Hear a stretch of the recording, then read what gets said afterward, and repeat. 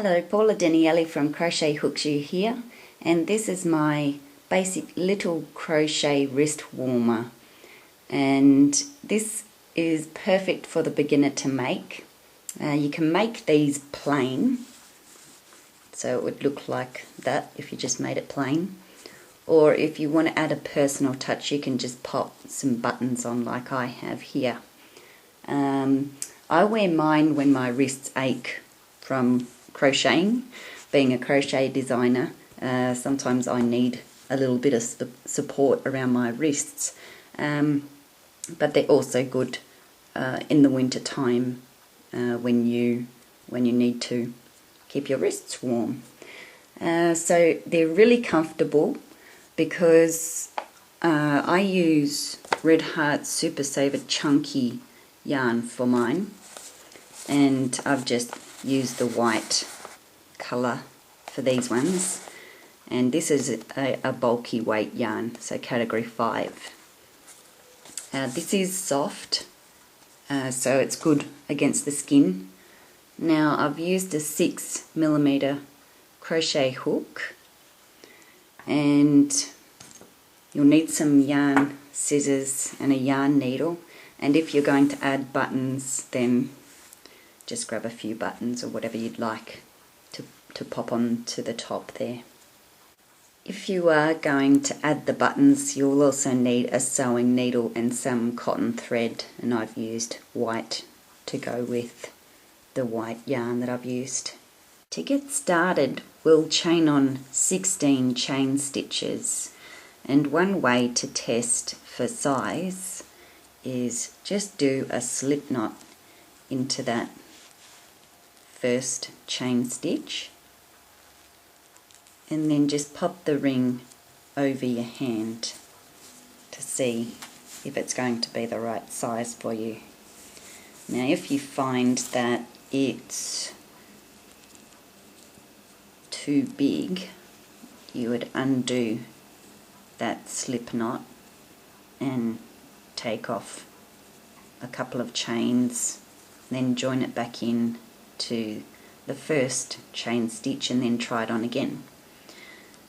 And if you need it to be bigger, then you just add on more chain stitches, and then once again slip stitch into the first stitch,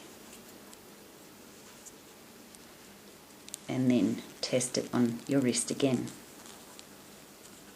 So I know that 16 stitches fit my wrist quite nicely, and I like mine firm because I like a bit of support in mine, and that's why this chunky yarn is good to use for wrist warmers.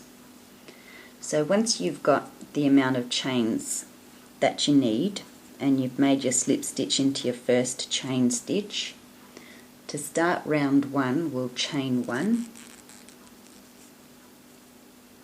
and then we're going to do 1 single crochet into the same space as the join there.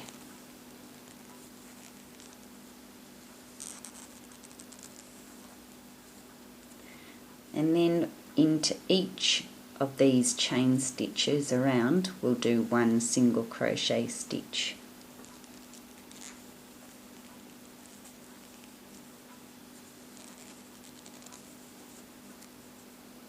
There's a single crochet into the next chain,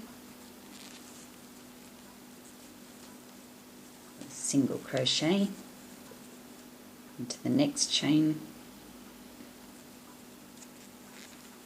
a single crochet.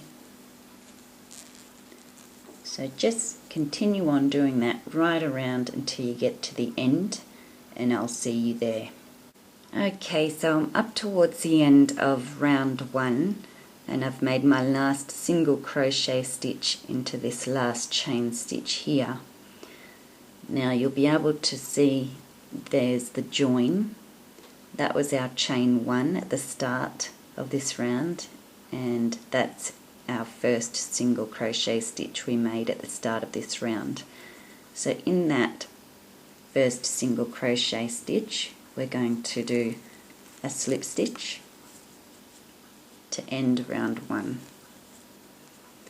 And at the end of this round, the amount of single crochet stitches will be the same amount as the amount of chain stitches that you had at the start, that you chained on at the start. So for round 2, we'll chain 1, and then we're going to do a single crochet into the same space as the join.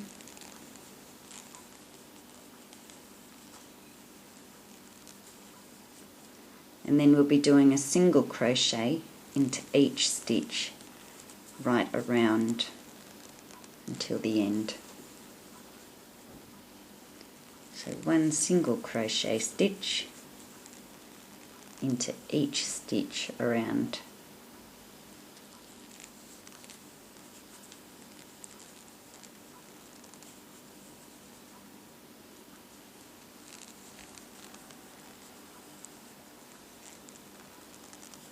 So continue on making 1 single crochet stitch into each stitch around, and I'll see you at the end of round 2. I'm up towards the end of round 2 and I've just made my last single crochet stitch there, and we can see our join. There's our chain 1, and there's our first single crochet stitch that we made. So we want to join into that first single crochet stitch by making a slip stitch, and that ends round 2. So for rounds 3 to 9, you'll repeat round 2. So it's chain 1, a single crochet into the same space as the join, a single crochet into each stitch right around, and then join into the first single crochet stitch. So you do that for rounds 3 up to 9, and I'll meet you at the end of round 9. Okay, so I've just finished round 9, and this is what it looks like now, and we're ready to finish off. So leave enough of a tail to weave into the back of your work, and just cut your yarn and finish off.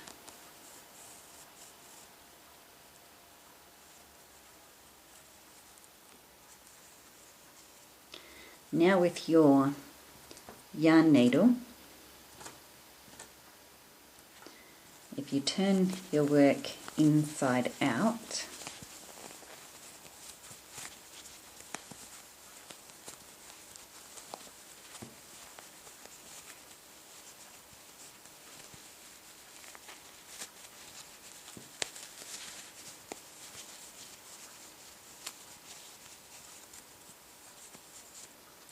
now you get your yarn needle, thread it through here, and then just work it up through the back of the stitches there. And with this one, you would do it exactly the same, just weave it up through the back of the stitches.